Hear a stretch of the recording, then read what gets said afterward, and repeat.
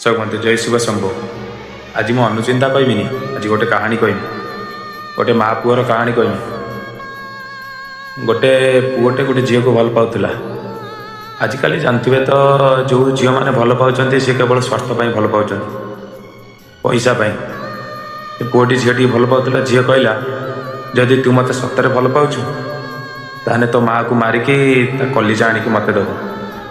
पिलाटी जेहेतु भल पाला, आजिकल क्या पिला सी भल पाला, सी गला ता माँ को कहला माँ तू यदि मो सुख चाहूँ ताहने जदि मो भल पाई चाहूँ मु झीलटे को बाहमी मु ते मारिकी तो कलिजा नहीं जी।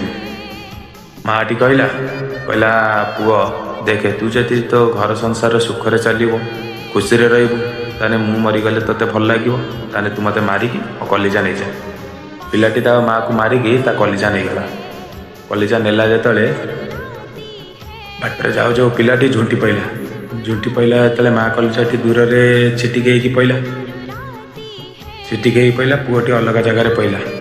कलिजाटी से कहला पुओ तू ठीक अच्छु तो। से पिलाटी ता आखिरे लुह आसला। पिलाटी बुझीपार आउ कौन अच्छी बुझिला बेलू आउ कि ना जेहेतु माँ को मारिदे आउ कौन कहमी यही हेले माँ।